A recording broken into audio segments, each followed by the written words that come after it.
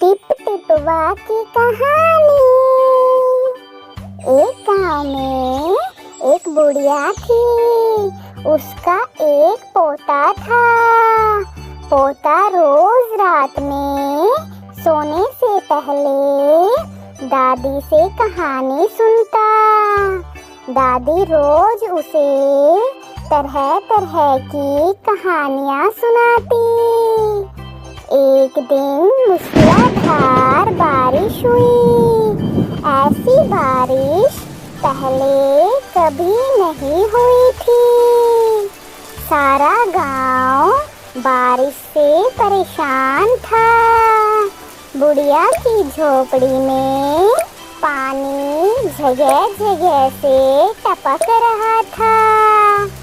Tip tip tip tip. इस बात से बेखबर पोता दादी की गोद में लेटा कहानी सुनने के लिए मचल रहा था। दादी ने कहा कि कहानी क्या सुनाए, पहले इस टिप टिपवा से जान बचे। पोते ने पूछा कि क्या टिप टिपवा शेर बाघ से भी बड़ा है?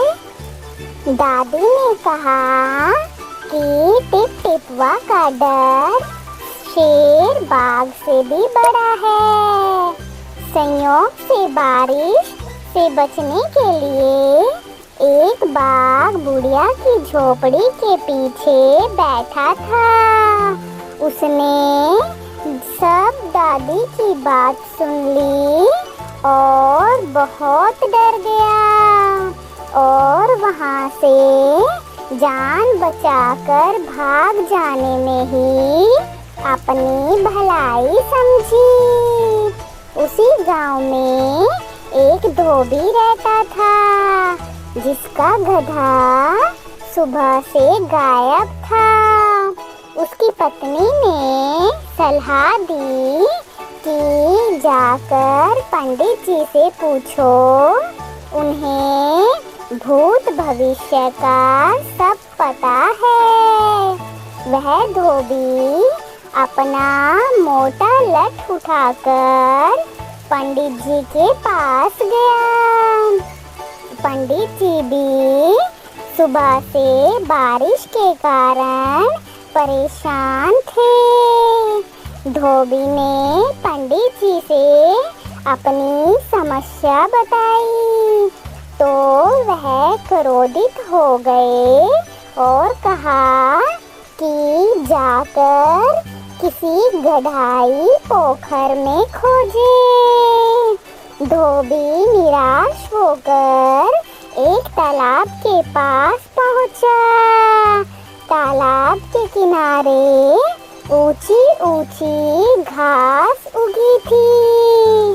टिप टिपवा के डर से बाघ घास में छिपा हुआ था। धोबी को अंधेरे में कुछ दिखाई नहीं दे रहा था। उसने तुरंत बाघ पर लठ बरसाने शुरू कर दिए। बाघ ने मन ही मन सोचा कि यह धोबी ही टिप टिपवा है। उसने मुझे खोज लिया। अब यदि जान बचानी है तो जो कहे उसकी बात मान लो। धोबी बाघ को ही गधा समझकर उसको पकड़कर अपने घर के बाहर खूंटे में जाकर बांध दिया और सो गया। सुबह जब गांव वालों ने देखा कि धोबी के घर के बाहर बाघ बंधा हुआ है तो वे दंग रह गए। इस कहानी से हमें यह शिक्षा मिलती है कि डर या घबराहट किसी भी मुसीबत से ज़्यादा बड़ी हो सकती है और गलतफहमी के कारण हम मूर्खतापूर्ण काम कर बैठते हैं। यह कहानी हमें यह भी सिखाती है कि बुद्धिमत्ता और समझदारी से मुश्किलों का हल निकाला जा सकता है, भले ही साधन सीमित हो। धन्यवाद।